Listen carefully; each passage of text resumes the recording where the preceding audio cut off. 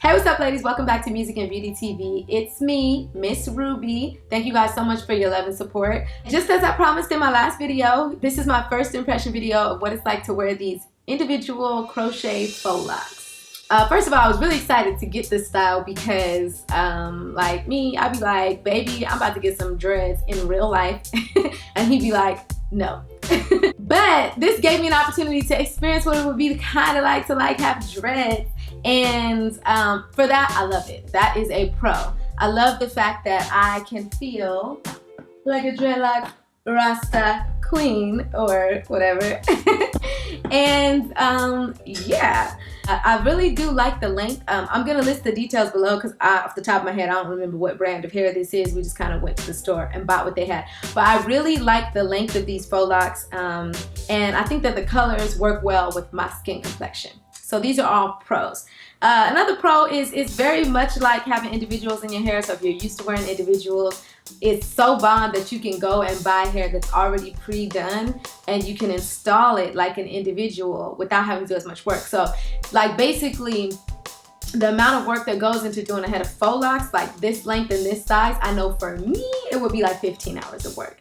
That's why I don't do them. My sister, she has done them before. She said the same thing, like maybe between 12 and 15 hours of work. Well, this only took us, I think, like 8 hours, and so basically half the time.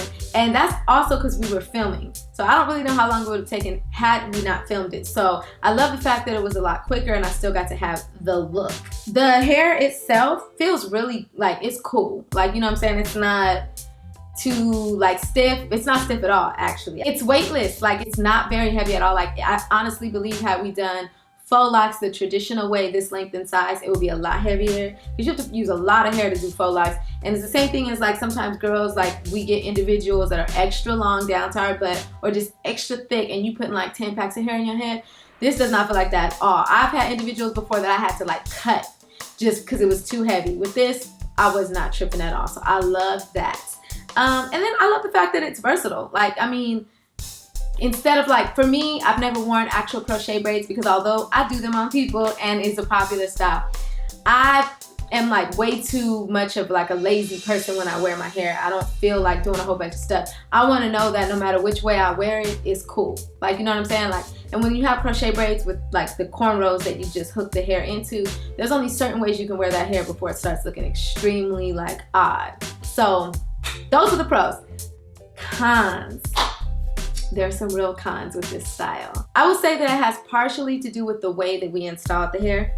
And I say we because my sister and I, like, she's done this style a few times before, but she's done it different ways. So this time, the way that we chose to do it is a way that I would definitely refine in the future.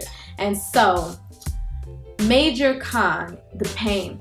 When I tell y'all, I think it's been in for like 3 weeks now, but when I tell y'all, it hurts so bad for like the first 2 weeks. Like literally, I just got released last week. It just hurt like at the roots. It's like the way that she did it, it just was so tight. And I think it's the fact that it was like doubled up. So it's like first you have an individual. And although the individual wasn't super tight to my head, once she went in and started wrapping, like I don't know how y'all handle it. Like everybody out there wearing faux locks, like I don't know if it's just a little different with the way you guys get it done. Let me know in the comments below if there's like some special technique. But the pain was just so intense. And oh, here's what let me correct myself. The pain in and of itself was not intense. It was the fact that it never went away. It was just unyielding pain.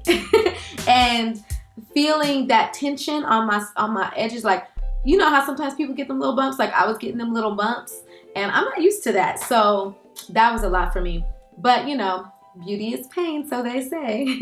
Another major con for me was when we did the individual braids, she just included regular braiding hair, like Kanekalon hair, with a little bit of the curly hair, did the individual. In theory, that would be perfect.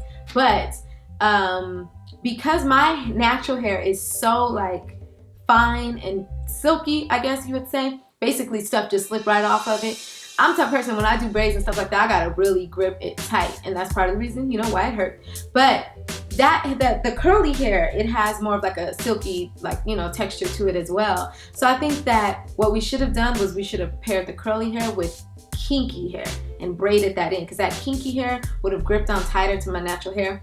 On top of which, when we went in to wrap each individual faux lock around, these faux locks would have gripped better onto the kinky hair that's underneath it. So I feel like it would have just stayed, because another con, basically what I'm leading to, is that so many of these braids or so many of these faux locks started to come undone, you know. And I think that has to do, I don't know if you guys can see that right there, but I think that has to do with the fact that the braid in and of itself, look at this, like look how easy it is to just kind of like come out of this. So I've had to, like, on a regular basis keep going back in and like rewrapping them, which is not an easy task. It's easier when you just, I guess, open the whole thing up and start all over, because trying to just tuck it back in is just not the same.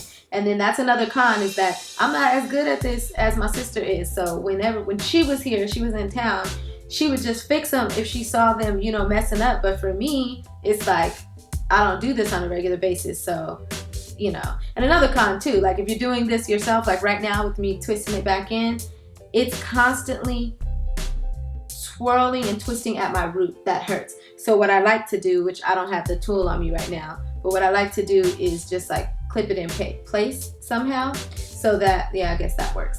So that as I'm twisting and stuff, it's not twisting at my root. So in case you guys are doing this on yourself, even though this isn't a full tutorial on it, I would definitely recommend doing that. And then when I put them back in, then it's like, it don't look the same as when she did it originally. And so that's definitely another con, because it's hard to like I said, I like to just get up and go. I really don't prefer to spend too much time on my hair. I actually hate it. So having to look in the mirror and be self-conscious about the fact that some of them might be coming undone sucks. Let me know below, when you guys wear this in this method where you do like the individual crochet method, are these the things that you guys are experiencing as well? And if so, have you figured out how to like overcome them? Because I would love to share that, or you guys can share that in the comments below so that people watching this video, look at that. That looks a hot mess. Oh my gosh, that looks so ugly. And this is where my efforts have led me. But it's cool because I'm about to take these out. Now, I know that they would last, as far as like attached to the root, they'll last in my hair for longer, but I'm just ready to change my style up. So another con is the fact that like when it does itch and you feel like you want to wash your hair, like I personally don't feel comfortable washing this, because this is like 2-3 layers of hair deep. So if like I get this all completely wet, then I got to worry about like, well, how much soap got caught in the fold of these twists, to where like making sure I'm getting the whole thing out. I just feel like it would be too much of an inconvenience to wash my hair. So, you know, it sucks because I've kind of wanted to wash my hair, but I don't really know how this hair is going to act when water hits it. So I'm like trying to chill. Let me know if you guys have gotten this hair wet. I mean, I've gotten it wet a little bit, like swimming here and there, but I haven't like submerged myself in water to really see. So yeah, that's basically my first impression of wearing this hair. I think it is beautiful. I love how it feels. Definitely love how it looks. Hate the fact that it, you know, be coming undone on parts and I have to worry about if it looks right in the back. But at the same time, that's a little bit of a pro, because this style is meant to be kind of messy. You know what I'm saying? So I don't know. What y'all think? Thank you guys for watching this video. God bless you. You are a beautiful queen. Don't let nobody tell you otherwise, okay? It's hard out here in these streets, but makeup is making it a lot easier. No, for real. Just like a little, you know, a little side note. I used to have something against wearing makeup because I felt like girls were hiding themselves behind masks, wearing makeup, and not really discovering their true beauty, and further feeding their insecurities, because we all have insecurities.